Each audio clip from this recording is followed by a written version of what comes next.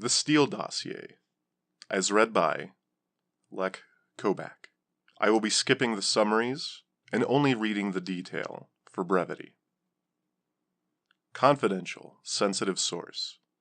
Company Intelligence Report 2016 080.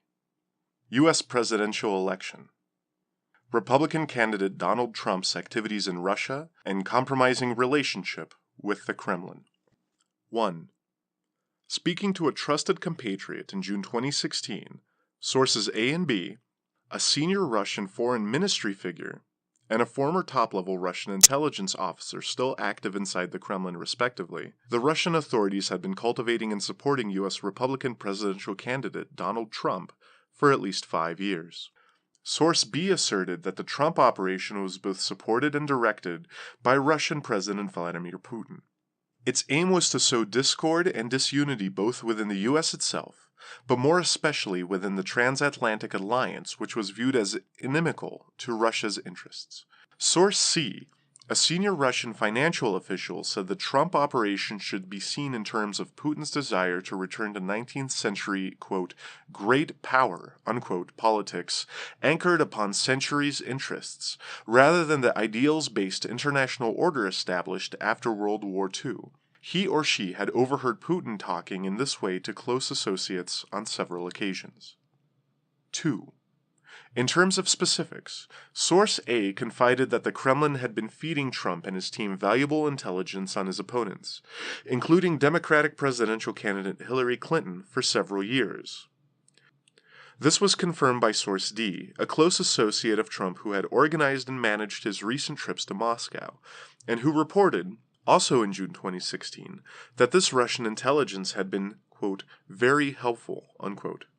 The Kremlin's cultivation operation on Trump also had compromised offering him various lucrative real estate development business deals in Russia, especially in relation to the ongoing 2018 World Cup soccer tournament. However, so far, for reasons unknown, Trump had not taken up any of these.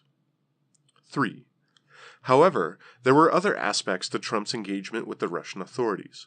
One which had borne fruit for them was to exploit Trump's personal obsessions and sexual perversion in order to obtain suitable, quote, compromat, unquote, compromising material on him. According to Source D, where she or he had been present, Trump's, quote, perverted, unquote, conduct in Moscow included hiring the presidential suite of the Ritz-Carlton Hotel, where he knew President and Mrs. Obama, who he hated, had stayed on one of their several official trips to Russia, defiling the bed where they had slept by employing a number of prostitutes to perform a, quote, golden showers, unquote, urination show in front of him. The hotel was known to be under FSB control with microphones and concealed cameras in all the main rooms to record anything they wanted to. 4. The Moscow Ritz-Carlton episode involving Trump reported above was confirmed by Source E, redacted, who said that she or he and several of the staff were aware of it at the time, and subsequently, she or he believed it had happened in 2013. Source E had provided an introduction for a company ethnic Russian operative to Source F, a female staffer at the hotel when Trump had stayed there, who also confirmed the story. Speaking separately in June 2016, Source B, the former top-level Russian intelligence officer, asserted that Trump's unorthodox behavior in Russia over the years had provided the authorities there with enough embarrassing material on the now Republican presidential candidate to be able to blackmail him if they so wished. 5.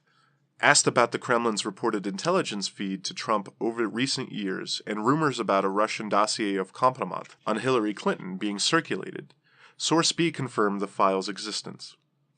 She or he confided in a trusted compatriot that it had been collated by Department K of the FSB for many years, dating back to her husband Bill's presidency, and compromised mainly eavesdropped conversations of various sorts rather than details/evidence of unorthodox or embarrassing behavior.